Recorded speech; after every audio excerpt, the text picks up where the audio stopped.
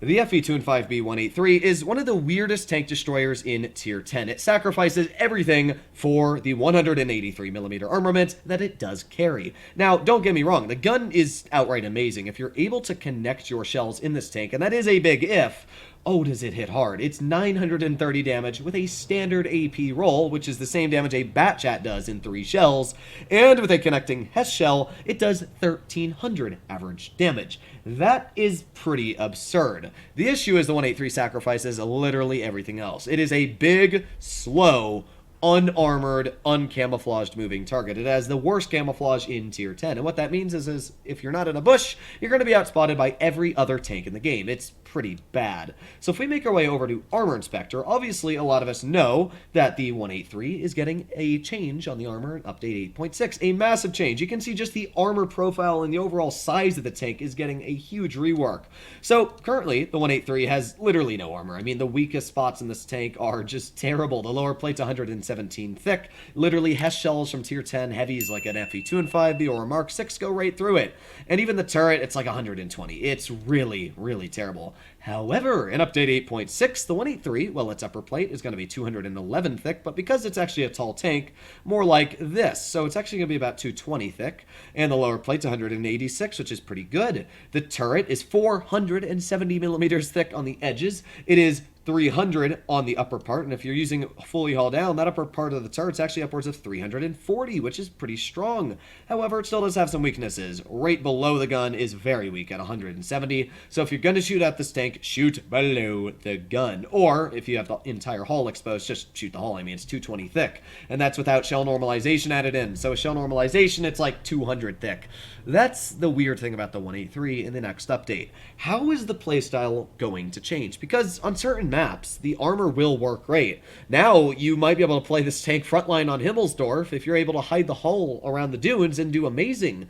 But, at the same time, if you're also on Himmelsdorf and anybody just shoots your hull, you're going to be penned every time. And especially when we take a look at the side armor of the tank, it's staying the same. The sides are still going to be 50 millimeters thick. And what that means is if you even slightly angle the tank like this, that's only 190 millimeters on that front track wheel. You will literally pen every shell when it comes to the side armor of this tank. So you can't really side scrape in it because, yeah, you're going to be penned every time.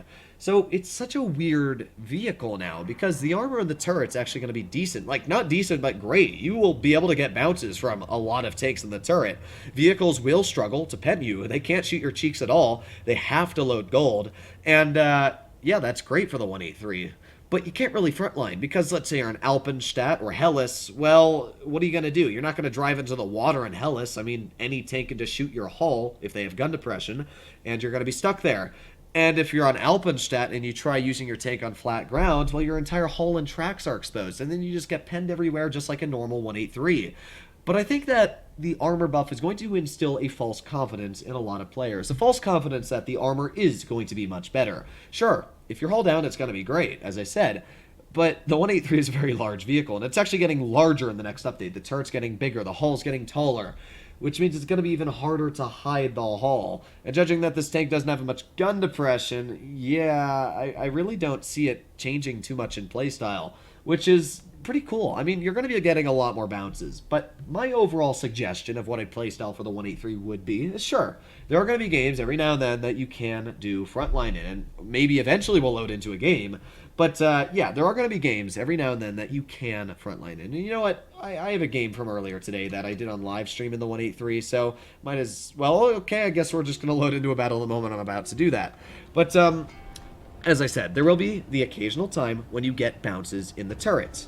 But what I'm thinking is that if you stay further back in this vehicle, it's going to be much harder to aim for the weak spots, and you'll get a lot more bounces. Plus, when you do get detected, I mean, it's going to be great. I really think that if you can use this vehicle far away from the enemy and kind of use it as a backline TD, you're going to get a lot of bounces. I mean, imagine on dead rail, you're only exposing your turret after you shoot. You'll get bounces easy.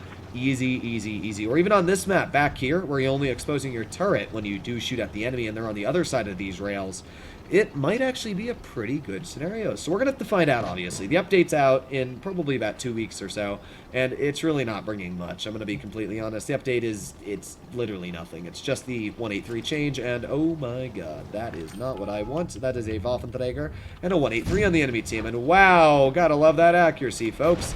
That is the issue with the 183 right there. The gun it's terrible. It's really just one of the worst guns in tier 10. So what I'm gonna do is I'm gonna go over here. Oh boy, that's an ML 2. I did not realize that there was going to be an ML 2 here. Oh boy, that's a Hori. What is he doing? Well, he's losing 1,036 health is what he's doing, folks. And we're gonna back up. I've put myself in a very weird situation, I'm gonna be honest. I didn't think I'd be in this situation, but the good news is that one tank is already dead, being the Hori, and we're gonna reload here. Now, what can the 183 do when it has a shell loaded? Some pretty wondrous things. Let's see if we can bait a shell from this guy. You know what? I don't even care. Let's just load an AP shell, and there you go, 892 hit points off the ML2, and we're back in cover. Now that Jagdpanzer is there, and hopefully he's going to support me just the slightest of bits. Let me keep backing up, and let me keep backing up, and this guy, yeah, I'm sorry, ML2, you are dead. You are just very, very dead, good sir.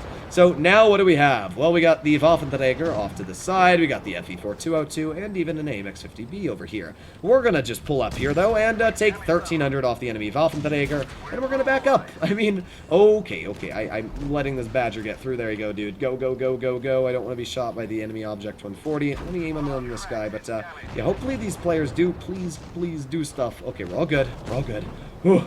Oof. Okay, so let me reload here. Let me aim in on this 140. There you go. I cannot believe we just bounced that guy's upper plate. That is actually insane. We have like 320 millimeters of pen, and that actually bounced. That's actually incredible. But the good news is we're going to reload here in 4 more seconds, and what we're going to do to this 140 is hopefully going to be a pretty big slap. So there you go, 1,274. Oh, that feels just amazing. And now we back in the cover again without even being killed. Look at that, we're still alive. Oh, man. So, this is a perfect example of a game where the 183's weird and wacky playstyle can work great. And I think that, you know, where I was actually aiming at that ML2, I don't think, but I'll go back there as well to showcase what I was talking about. But when I was aiming at that ML2, honestly, my turret would have worked great. It would have been great. I mean, if you can get this thing in a scenario where the turret will be the only thing showing, it will be amazing. Right here, where I was poking this ML2, I wouldn't have to worry at all about my turret armor here. I mean, I could easily poke this guy and just pen him without even being worried about being penned back. So I am very excited to see how the 183 is going to perform, because I do think that the vehicle is long overdue for a buff. It's not really that the tank's bad, because the gun, as you saw in this game, was amazing. We completely ruined that Object 140's day. We shot that Hori for 1,000 damage in one shot, but you'll also notice that this is one of my poorest performing tier 10s in the game. So the 183, it's definitely a weird tank. And I'm excited, yet terrified to see these things frontlining in the next update of the game. But let me know what you guys think, because obviously most of you probably have this tank, as it is the most played tank in Tier 10.